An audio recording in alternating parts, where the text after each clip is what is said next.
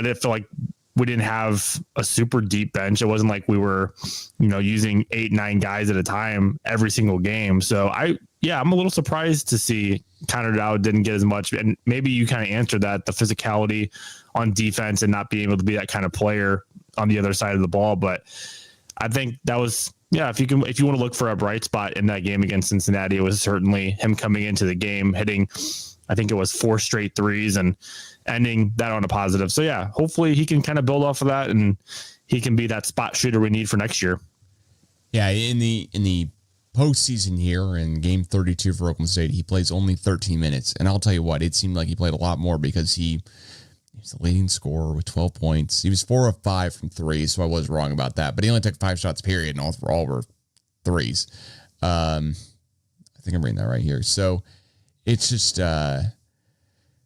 tough luck when you're 80% from 3 here, but you end up in the season on 38.7% from 3 on the season here, when really his field goals that he made is pretty easy to count. He made 8 threes on the season coming into the game. And he attempted 31 threes on the season, made 12, and he made 4 just in the last game. So it is just like hey man, you either got to keep shooting or you got to get more time on the court, because he starts game 2, then doesn't see the court in game 3, in game 9 through 14.